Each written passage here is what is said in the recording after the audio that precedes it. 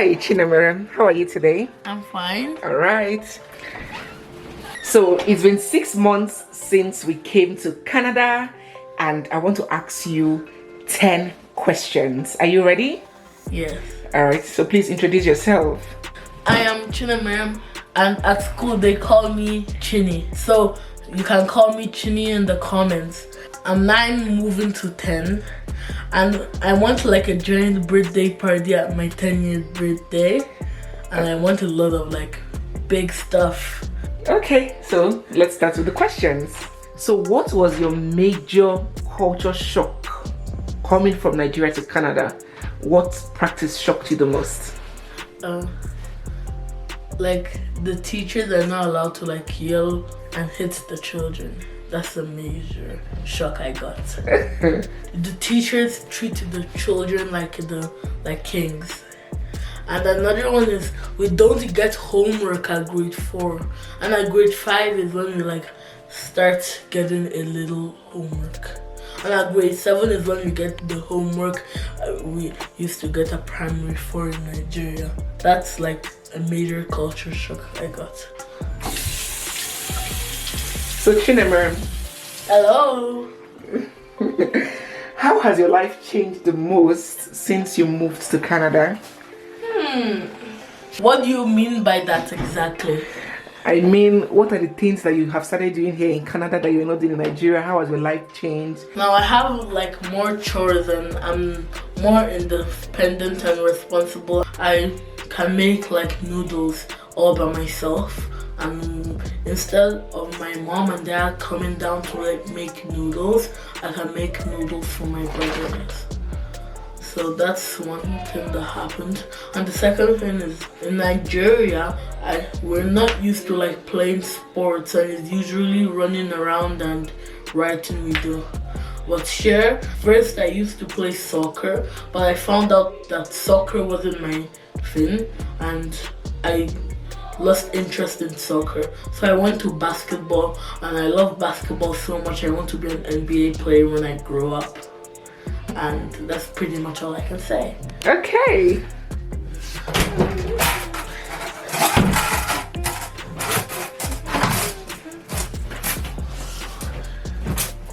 So Chinemere, hello. What do you miss the most about Nigeria? That's a very good question. So the first thing I miss is all the friends I made in Nigeria. Like I have friends in Canada, but all my friends in Canada are just like not the same and that like the ones in Nigeria. In Nigeria, like we play a lot and like talk a lot, but here we usually just do sports together and like run around. So I miss that a lot, my friends, especially my best friend. And I miss our grandparents, especially our grandmas, because they come to our house and take super care of us, and they give us a lot of stuff that we can like munch on. So you miss your family and your friends? Yeah. Okay. All right, next question.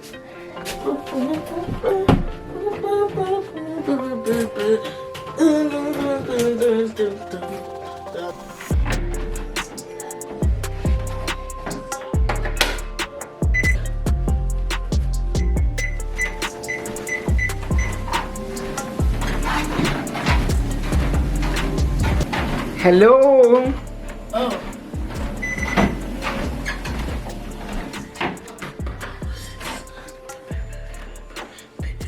Hello. Hi. So what do you love the most about living in Canada? That's a lot. Okay, so the first thing I love the most about living in Canada is we get to pursue our dreams.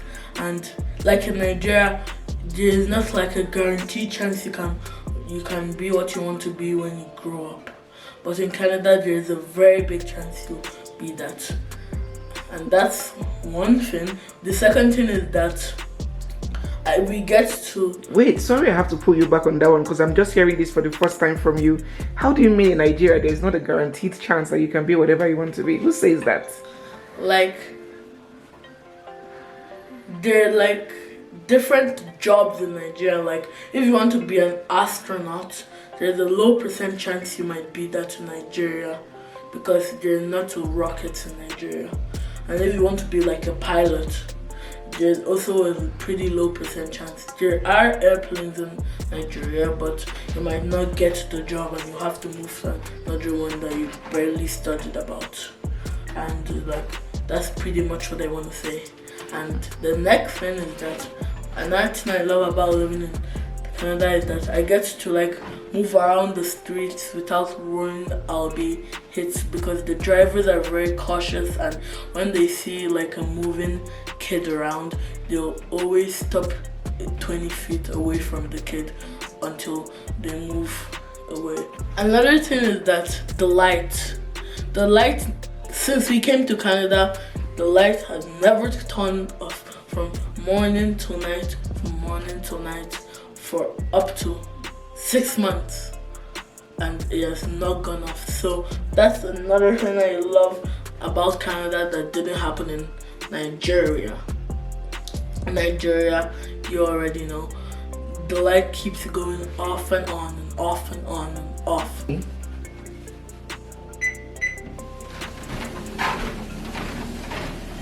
Are you ready for our next question? Yeah, yes ma'am. Izokwam ye gina mapiam ginti koni na zaya. Now. Okay, so it cannot all be roses and butterflies here, can it? Everything that has an advantage equally has its disadvantage or its demerits. So what do you dislike the most about Canada? Dislike about Canada? Okay, there's particularly one, like specifically one thing that I need to tell you. The cold. Like in Nigeria, it's usually always warm and we get to go outside and play whenever we want. But in Canada, even if you like want to ride the bicycle, it might be snowing or there might be hail and you can't ride bicycle over there. And the cold is like unbearable during winter. Like it gets up to -30 and -40. And we experienced the coldest it has been in 50 years, and it got up to -50. Like the cold is so bad, so that's something I really don't like about Canada. Oh, understandably so. But I hope you're coping with your layering and your dressing. I hope it's bearable, right? All right. So, are you ready for the next question? Yeah. Oh, downloading.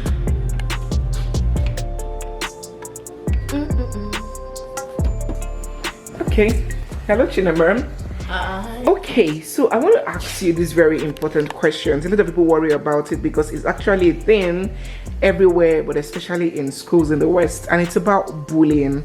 So what is your experience with bullying? Is it actually a thing? Does it happen? Have you experienced it? Have you been a victim of bullying? And how did you handle it? First, let's start with the basics. Bullying is when someone does another thing that hurts another person, either once or repeatedly, and bullying can last very long. So types of bullying are like cyberbullying, physical bullying, social bullying, and verbal bullying. So have you been a victim of bullying, and how did you handle it?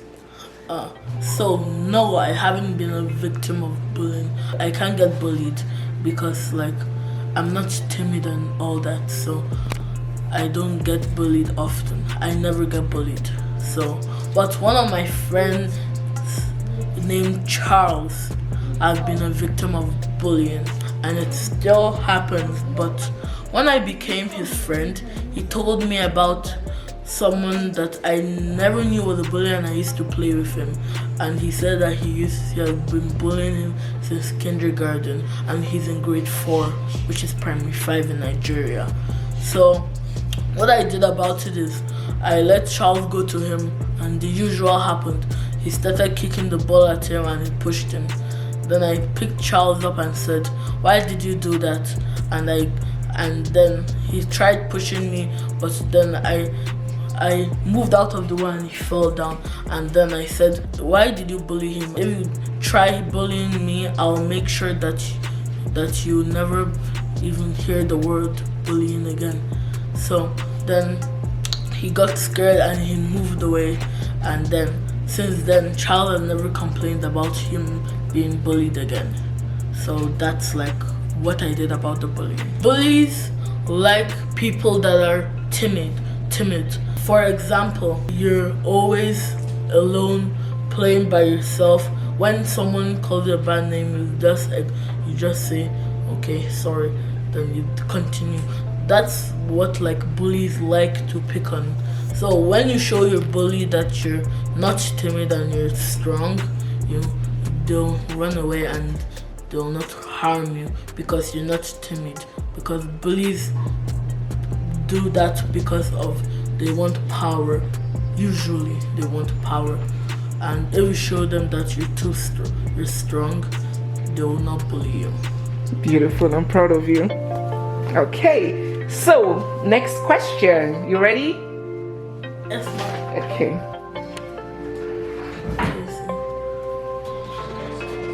So hello, Chinemeram.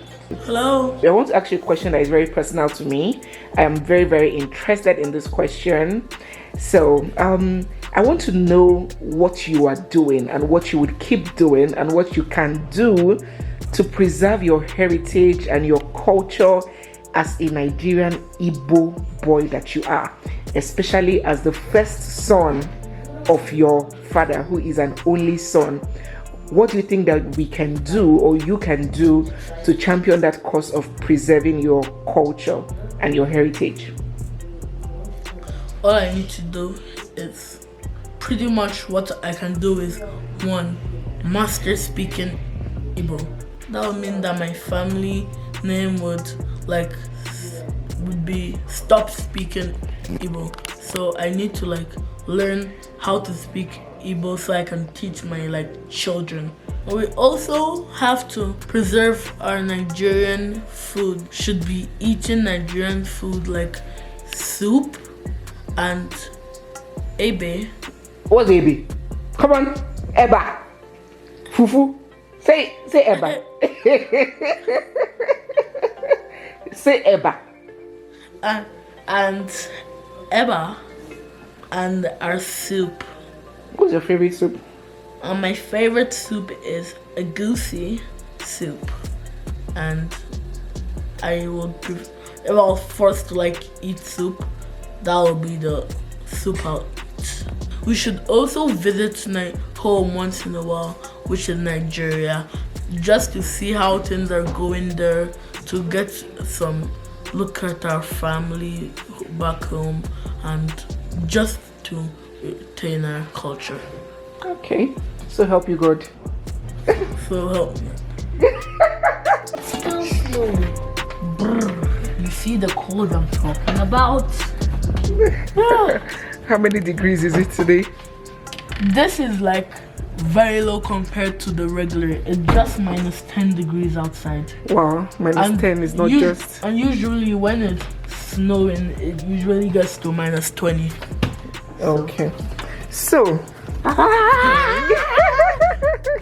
Man, I can't even. It's hard for me to sit down because the chairs are freezing.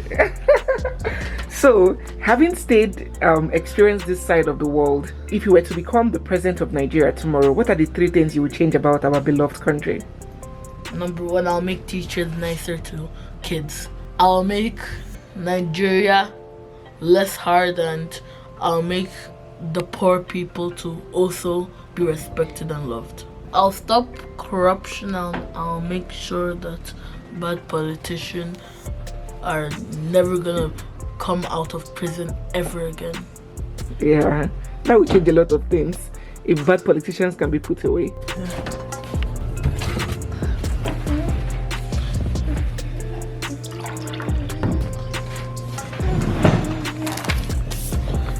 So, I would like you to give me or give us an honest review of the school system in Canada. You have schooled in Nigeria all your life, but you have schooled here for 6 months. What do you believe that the school system in Canada is below standard, below par? Do you believe that you are not being mentally challenged enough as you were in Nigeria? Do you believe you were learning more and you were, tasked to be more intelligent in Nigeria schools? Forget the discipline part. We understand that the Nigerian teachers are a bit harsh, but what do you think about the school system in general, especially the education standard? I think like in Nigeria, they're in a bit of a rush to make kids like very smart, but in Canada, they start like from the basics. And even though that happens, people like in the US and in Canada are still like smart and they invent stuff like rockets and all that. So I don't think the curriculum in Canada is bad. That doesn't mean like kids in Nigeria are not smart. I think they're just being rushed too much. Okay, that's a new perspective. I didn't think about it that way. Well, I understand you to say that despite your mom, I personally believe that the schooling system here is a bit too laid back. It's good for you to remind me that there's so many great inventions and very great discoverers, if I can call them, that's coming out of this schooling system every day. So that's a good reminder. But somehow I still believe that they can do more with the children. You guys are being babied too much. All right. Next question. Are you ready? Can you just forget basketball for a second and give me your undivided attention? Thank you, mister. So this is not a question. This is me just being curious. You seem to have taken a liking to reading. Since you came to Canada, you've been reading a lot, just like your mommy was reading when she was about your age. So can you tell me 3 fun facts that you know of that probably I do not know of? Okay. So like, this is not like especially related to school or anything, just... Yeah. So, do you know what the lottery is? A lottery? Yes. Yes. You have a better chance of being struck by lightning than winning the lottery. Wow. So the chances are pretty slim. You need to buy 1 million tickets to have 1% chance of winning. 3 fun facts.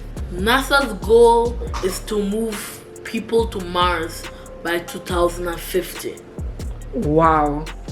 But there's no oxygen in Mars. Yes, but with all the technology, they might find a way to actually make Mars habitable. Okay, next. Another fun fact is the world might plunge into complete darkness. Fossil fuels power 80% of the world's energy, and fossil fuels are a non-renewable resource. And it'll take 300 to 500 million years for it to come back. So we'll have to rely on solar energy and wind energy, which is not really reliable because there's not always wind in a certain place and the sun wouldn't always be out. So we might start getting used to living in darkness and staying outside for a long time. Hey, after leaving Nigeria, you are telling me that I'll come and face darkness here? Ajibwakwa. Oh. And to power the whole world with solar panels, this is a fun fact. To power the whole world with solar panel, we'll need as much space as the whole of Mexico to put all the solar panels to power the whole world. And Mexico won't always have the sun out. Sometimes the moon will be out. And to power the whole world with the wind turbines, you'll need the whole US. This all the space in the USA. What? Let them reserve one spot for me at that mass, so let me start going there if this is what's going to happen in Earth. Okay. So our last question for the day, well, this is just me being curious. It's not like you're old enough to get married, but I remember when I was 9, I already knew the concept of marriage. I already saw my parents' marriage, so I was already forming ideas about marriage, even though I wasn't of age to get married. So all these mindsets and mentalities start forming even at your age. So let me just pick your brains a little. What do you think about interracial marriages? Number 1, what does that mean? Okay, interracial marriages is like where a black boy get married to a white woman, or where a white man gets married to a black woman. Exactly. Okay. That's interracial.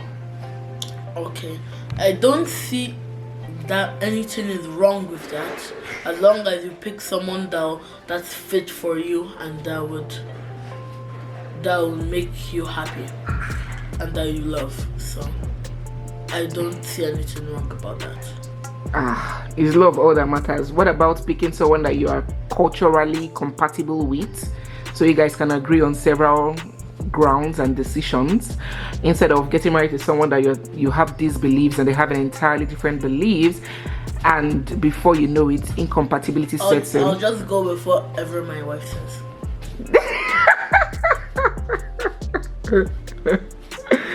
Okay, how do you think a man can make his marriage work? Give his wife whatever he wants, and money and love. What do you think about men that hit their wives? I think that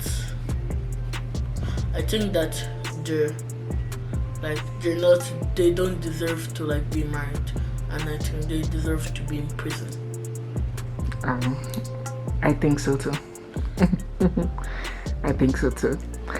All right, so we are done with this chit chat. Give me a smile now. It's not jammed. Thank you so much for gracing our channel. Hold on now so you can close the vlog. All right, darling, thank you so much for your opinions. Close the vlog, talk to our followers, and tell them to subscribe too. If they enjoyed the video, they should give it a thumbs up. Okay, so if you enjoyed the video, give this video a big thumbs up and subscribe. And my mom said that the income of this video, I'll get 10% of it. So I want a lot of you to tell your friends and share this so I get a lot of money. So see ya. Peace out. Bye guys. See you in the next video. Bye.